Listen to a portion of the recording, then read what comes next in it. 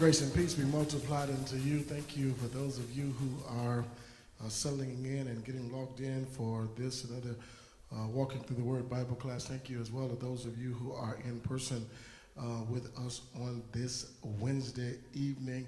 We certainly appreciate you. Thank you to our intercessors. Thank you, Reverend John Allen Young. Thank you, Sister Jessica Porter. Thank you, Lady Rochelle Johnson, for your consistency in keeping us covered in prayer. Let me express my gratitude and gratefulness for each of our preachers who have shared with us throughout the month of May in Bible class and Sunday morning worship. Thank you, Reverend Cassette. We appreciate you and what God is doing. Thank you, Reverend Williams.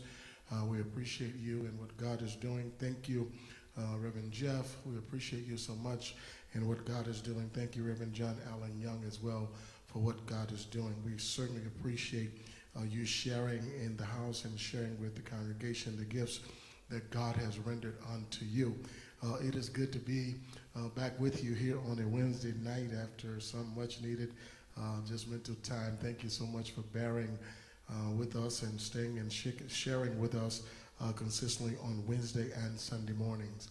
I want to tonight to continue in this thrust of the importance of making an impact and how that impact looks. I also want to, for your consideration, appreciate the thoughts from Wednesday night as we shared with you the importance of kind of having the same oracles of God, the same conversation, and us saying the same thing, and how the uniformity of that is certainly an evangelistical thrust that helps us impact others in ministry. And when I think about internally ministry and think about the importance not only of us making an impact on others, part of this motivation and part of this thrust and consideration is to improve ourselves, and so to make sure that we are improving, and so that we can have a profound impact on the life of other humans. And so that is so significant and important. And I want to look at some things that can potentially hinder that, but also want to present some questions. I want to present some questions for the purpose of your consideration of this study that we will have tonight. And so if you are hanging out with us virtually, or you're hanging out with us in the sanctuary, I want to look at Matthew chapter 26, verse number 14 is where I want to begin this. I don't know if I will arrive to where I need to be for the sake of consideration of time, but we certainly have the time to come back and to view what is written in Matthew chapter 26, verse number 14. Those of you who are hanging out with us, Matthew chapter 26, verse number 14. Those of you who are in the sanctuary and those individuals who are still coming in, if you're also watching on Facebook or YouTube, just make sure you put Matthew chapter 26, verse number 14 is where we're studying from tonight. So as people come into the virtual experience, they'll know where we are. Matthew chapter 26, verse number 14, which is a very familiar passage of Scripture, but I want to look at something tonight to see if we can find some answers, but most importantly, to ensure that we are not following after the pattern that we see in Matthew chapter 26, verse number 14. Hang out with me for a few minutes as I try to unpack this and give you some tangible tools for your everyday living and for your walk with God. Matthew chapter 26, verse number 14 says this: Then one of the 12, called Judas Iscariot, went unto the chief priests. Judas Iscariot went unto the chief priests. Went unto the chief priests. I want to pause for a minute as we look at Judas, who is one of the 12 disciples of Jesus Christ. As a matter of fact, I want you to repeat that with me, because it's going to be significant as we try to unpack this lesson tonight. Somebody said Judas. is one of the 12 of Jesus' disciples. And you would look and think about the fact that Judas finds himself in the inner circle with Jesus Christ. He finds himself in the inner circle with Jesus Christ. And so one of the questions I want you to jot down, and those of you who are doing it electronically, those of you who are working and navigating with us tonight, I want you to write something down for the purpose of our study tonight. Judas was one of the 12 of the disciples of Jesus Christ, who's in the inner circle with Jesus Christ. He's in his inner circle. He is a part. He can touch Jesus. He's connected to him. He's one of the 12. And so I want to ask this particular question. Is it possible for you to need somebody, but you hurt who you need? I want you to write that down. I want you to write that down. Is it possible for you to need somebody and then you hurt the person that you need? As a matter of fact, those of you who are virtually watching on this experience, I want you to type that for me. Those of you who are watching on Facebook Live, I need somebody in the sanctuary to type that for me, because I want, as a matter of fact, Baldry, if you can type that for me and pin it so that it stays there for me. You can type it and pin it. Is it possible that you need somebody, but the person that you need, you hurt them, or you bring harm to them?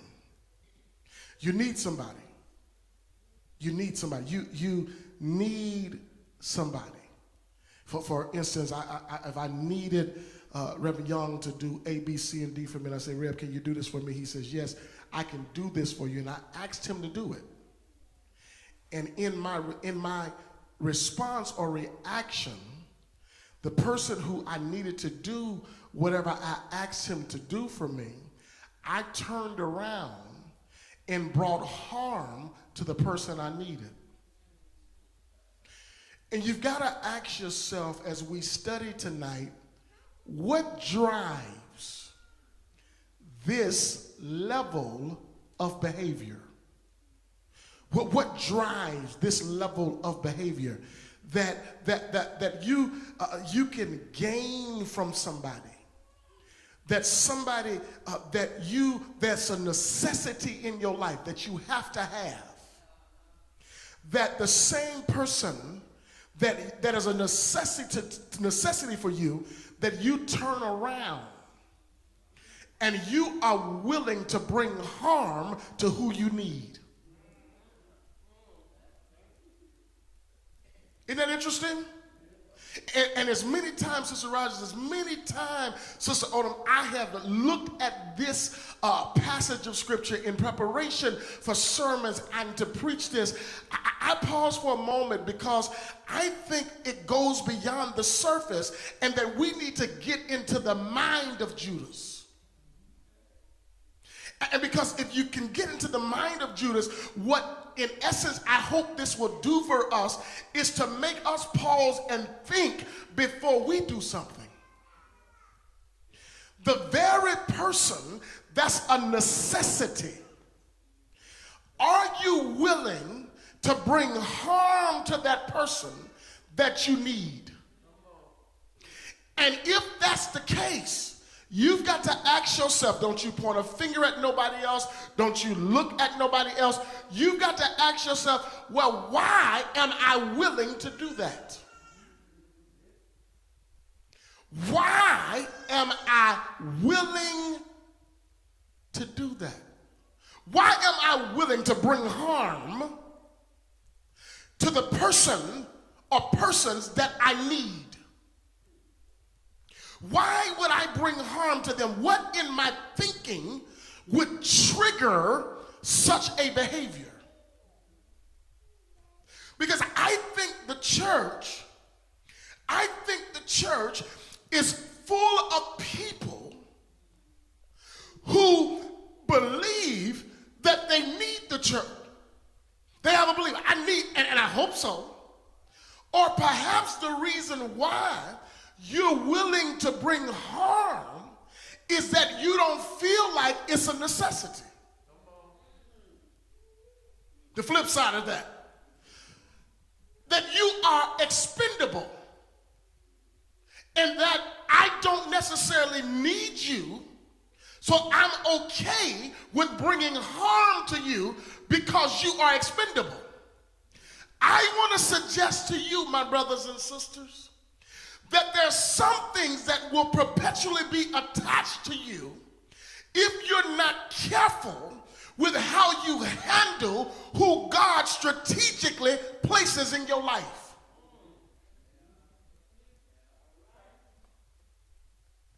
Look at Judas. Look at Judas. Look at him. Look at his thinking.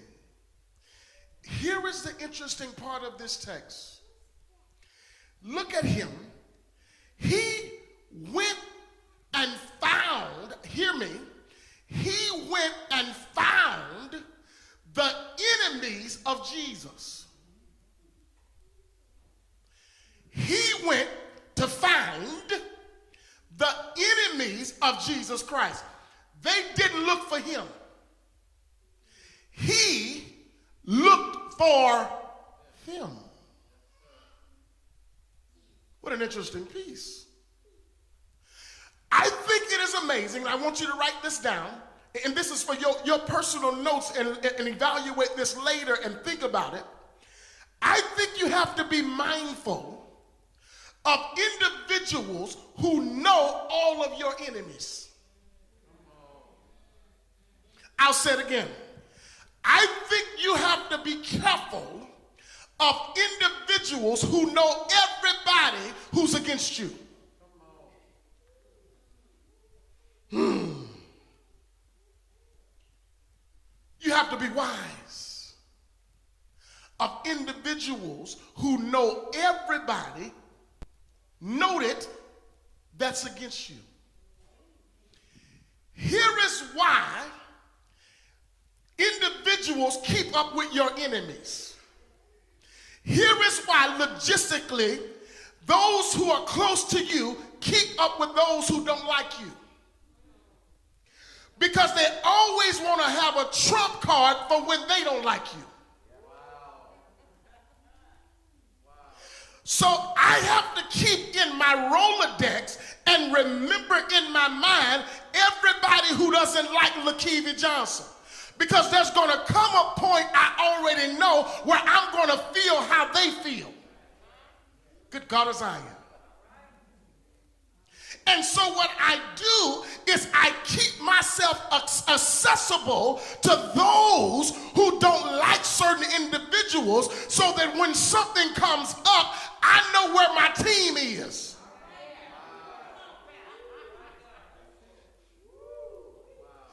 And sadly, the church can't make this phenomenal impact because we keep up with each other's enemies as opposed to being collaborative in our efforts to minister to people who are enemies of Jesus Christ.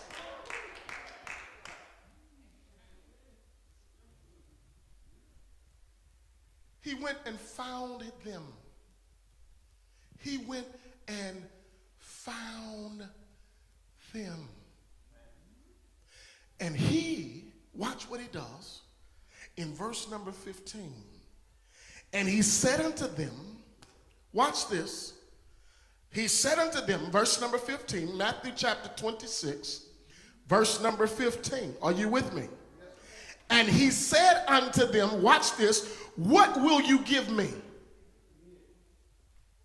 What will you give me? And tonight I want to highlight the spirit of betrayal will always interfere with our ability to make an impact. He says in verse number 15, and he said unto them, what will you give me? What will you give me? When he went to look for them, his question to them is, what will you give me? This helps us answer our previous question that we had on the table. Because most of the time, what happens is when selfish ambition has overtaken you, you'll never care who you harm. I'll say it again. When selfish ambition has taken over you, it doesn't matter who you harm. You know why? Because the only thing that you can see is what you're going to get. And when what you're going to get trumps how you treat somebody else, you won't have what you think you want long. Because God will never give you a permanent anything when you use selfish ambition and harm to other people to get it.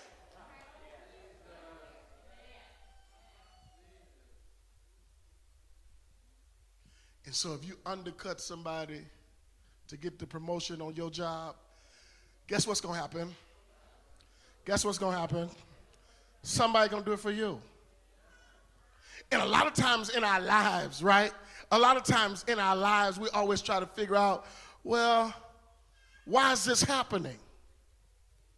And I think we have to pause sometime and say, well, what have we done? Because every occurrence in your life probably goes back to a seed you planted. Are you listening to me? Every occurrence in your life potentially goes back to a seed you have planted.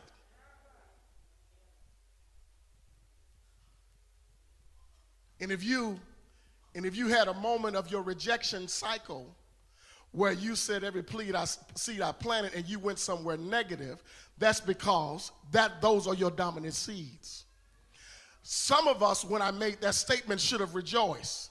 Because the statement I made, every occurrence in your life potentially goes back to a seed you planted. If you planted some good seeds, you should have got happy. But if all of your seeds have not been good, then you were like, ugh. And so you went to the rejection cycle where you didn't know how to accept that which was good because you haven't done good.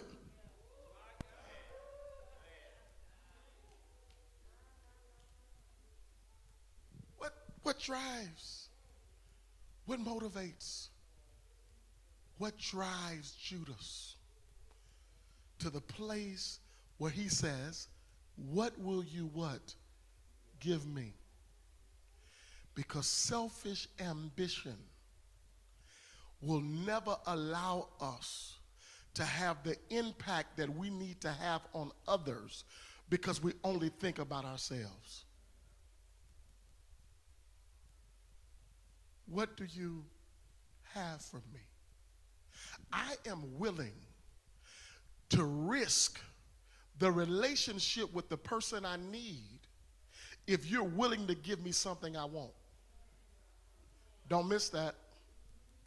I am willing to risk the relationship that I need if you give me something that I want. How then do we become impactful in our community when we're willing to compromise our necessity for our wants?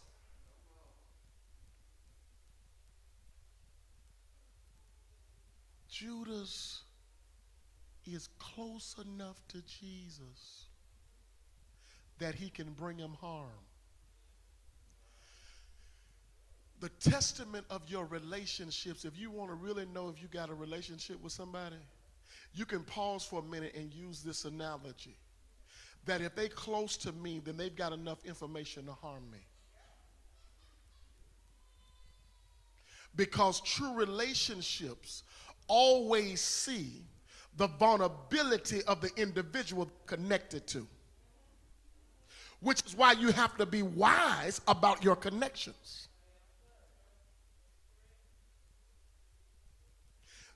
God has not called us to be vulnerable around everybody. Because at the appropriate time, somebody will use your vulnerability as a weapon against you.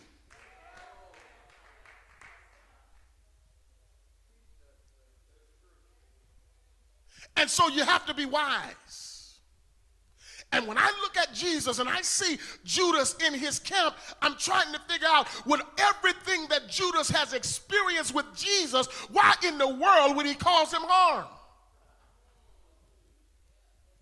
The goodness of Jesus that he's experienced, the miracles of Jesus that he's experienced, the impact that Jesus has made on the lives of humanity that he experiences, why would he want to betray somebody that that's done nothing but good to him?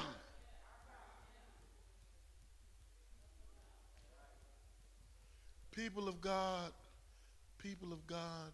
it's our responsibility to continue to do good, and sometimes doing good attract wrong people.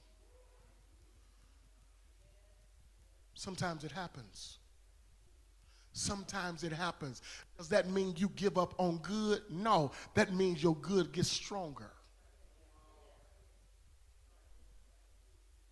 That means it gets stronger. He says, what will you give me?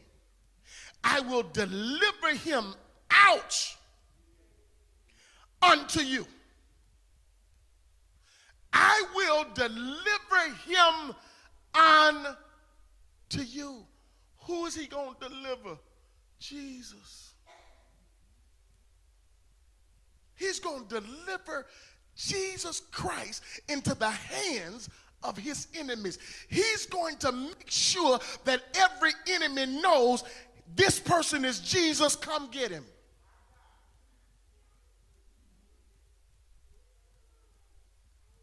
It is the act of betrayal. And I ask myself this question.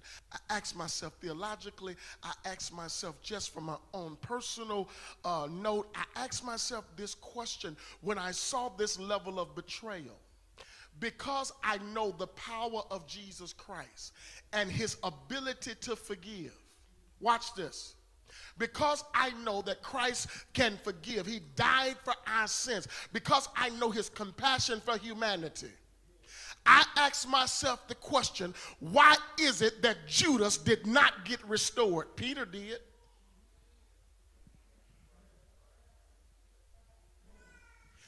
Peter got restored, Judas didn't.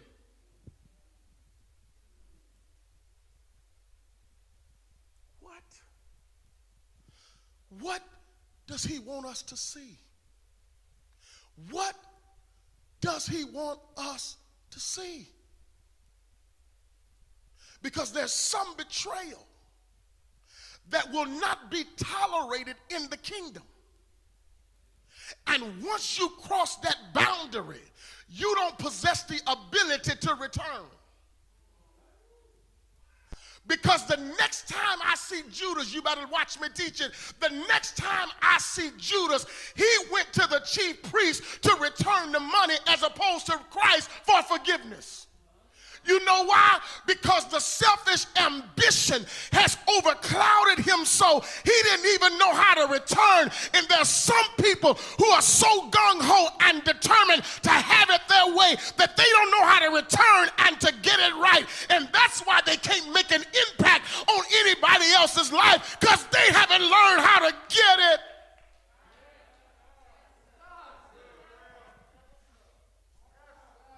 And you've got to make sure, people of God, you hear my heartbeat tonight. You got to make sure that there comes a point in your life where you acknowledge that you got it wrong and you say, I refuse to burst and die like this. I'm going to make sure that I make a turn so I can get it right. Touch yourself and say, I'm going to get this right.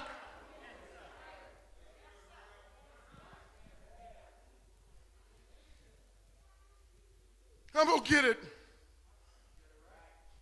What?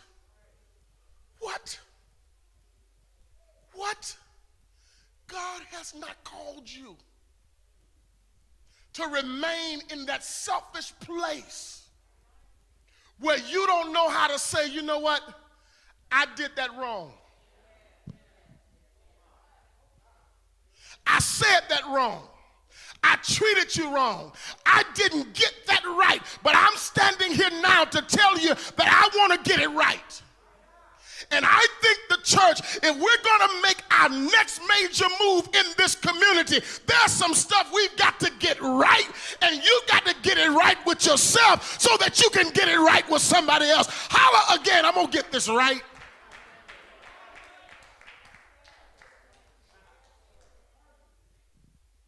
I want, he said he gave him, and they covenanted with him. Watch this. Had an agreement. He was willing, look at this, to go into another relationship based upon what he was going to have, as if Jesus didn't have the same. You got to be careful when you're trying to make a trade-off, but because you're so selfish, you don't realize that your upgrade was a downgrade. Gosh. Oh, gosh. Why would I go get 30 pieces of silver when I'm hanging out with the guy who can turn water into wine, who can make the blind see, who can get money out of a fish's mouth? Why would I go and ask somebody else for something when I can get it from him because I'm already in his company? And so many times we're trying to upgrade ourselves by getting certain things, and God is saying you just downgraded, because anytime God is not in the midst of it, it's never an upgrade, it's always a...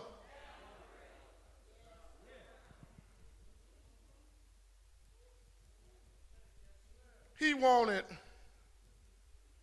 30 pieces of silver when he's hanging out with the guy who can take 2 fish. You don't miss what I'm trying to tell you. 5 loaves of bread and feed 5,000, not to include women and children. And you asking somebody else for 30 pieces of silver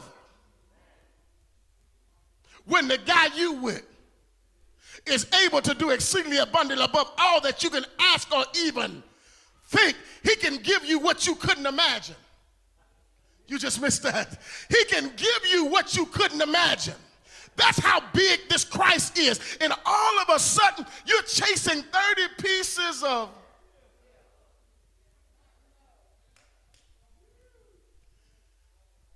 And when, y'all get it.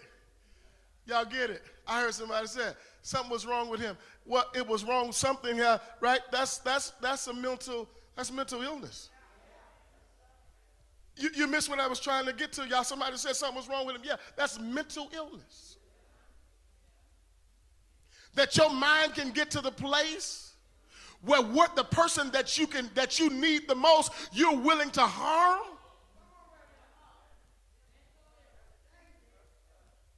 And I believe in the church that's been our problem. We don't want to admit where we are. And before you do harm to somebody else, before you put your mouth on somebody else, before you dog out the next person, you better ask yourself, what's wrong with me? And tell the truth about where you are, because a lot of times you see people with something and you really want what they have. I suggest to you to ask them how they got it, as opposed to try to figure out how you can take it from them, rob it from them, push it from them, and make sure that you get something and they're hurt in the process. If it's going to hurt you, I don't want it. I wish I had a witness. If it's going to hurt you, I don't want it. Don't give it to me. I don't want to take it, because if it's causing you pain, it's not going to bring me glory. Somebody holler, I don't want it if it's going to hurt you.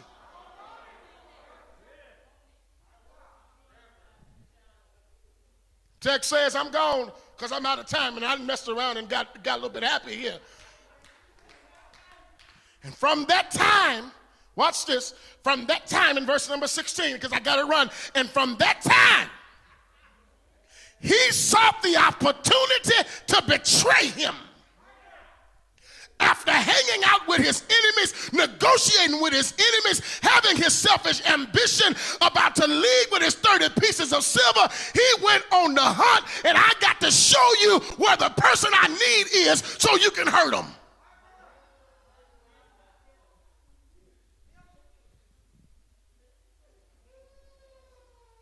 Acknowledge, people of God, if you are spending your time waking up in the morning trying to figure out how you can hurt somebody else, ain't nothing wrong with the person you trying to hurt. But you got to tell the truth that there is certainly something wrong with you. It's my challenge, it's my clarion call to you. Get to the place in your life that before I hurt you, I'll check myself, I'll arrest myself, I'll put myself in self-confinement. And you listen to people who always know where all your enemies are. Be careful with those who negotiate with those who are plotting to harm you. We cannot make an impact on our community if we're not at the place where we're willing and we're determined that we're going to get it right so that when we bring other people in here, they don't see what's wrong. Come on, give God some praise. I'm done. Ah, yeah. Listen, I love you. I love you so much. A couple of things. Let me express my appreciation and gratitude to each of you who were so kind to plant into our lives on Sunday. Whether you gave us a card, a gift, financial, a gift card, whatever it was, we are appreciative of everything you've done for us over these past 13 years. There is never a complaint about what you do and how you do it and what we arrive to. Thank you so much. We appreciate it. We're tremendously blessed to have people who for 13 years have just poured into us. Some of you have never missed pouring into our lives. You've never, and I'm grateful for that. And I want to say this to you compassionately and with passion, that it's never to me about the amount, but it's a consideration that you would even willing to give something and thought it not robbery that you wanted to plant into a good place. And for that, I say thank you from my wife and our children. Thank you. Year 13 was a success, but it was only a success because you were good to us. Can you give yourself a hand? Yeah, because you were good to us. And I appreciate everything that you have done. Also, listen, Brother Will Ivory Patterson, one of our former members, his Bible, you got it? I told you, look, okay. She found it, the Bible, and she was looking for it. She found it. Secondly, Mount Calvary, we are such a strong church. We're working in this community. We're trying our best to work and do work in this community, and we're going to keep our hands to the plow to accomplish that. And everything we do, I want us to do it with a high level. I think sometimes in church, we throw, because it's church, we throw like certain things like professionalism and all of those things out the window. And I don't want us to ever get to that place where we're not professional, and when people come here, they don't see a classy group of people. Does that make sense? And I want us to make sure that we're doing that. And I've said this in times past, right? If you have announcements, get those submitted so we can make those announcements.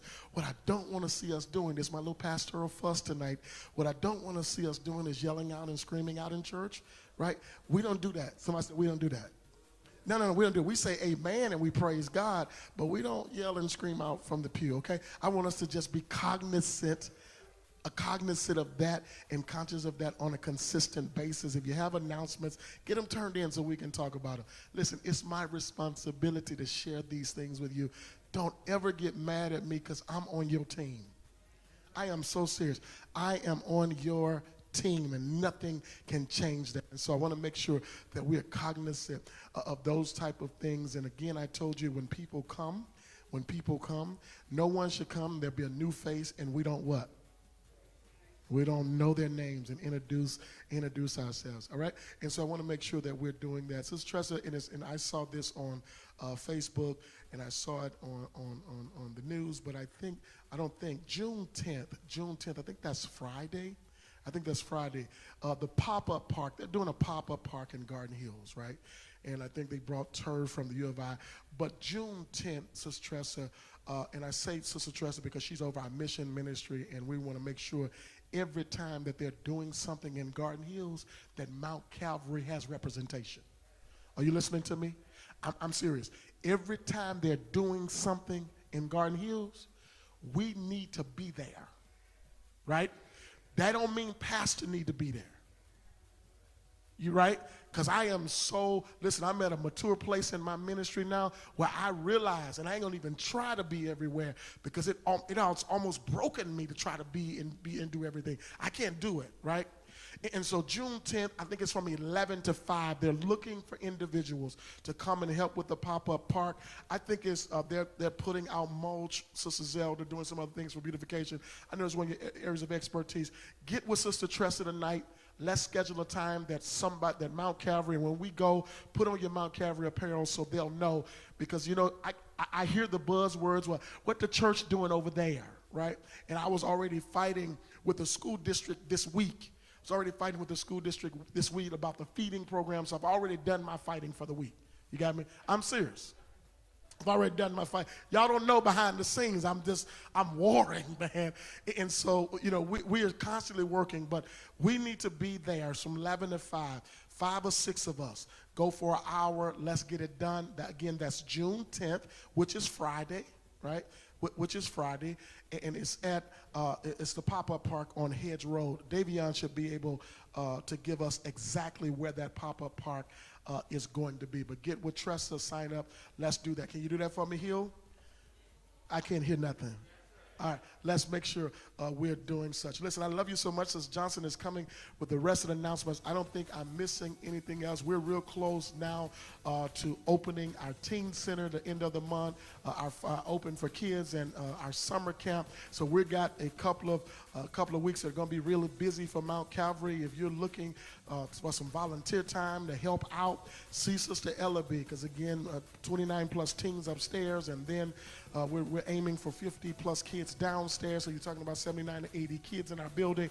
If you're looking to volunteer, you want to come by or bring a donut or something, or even come and bring our work or something, that works too. You got me? Let's all do it together because we're better that way. You got me? I love y'all so much. I appreciate you.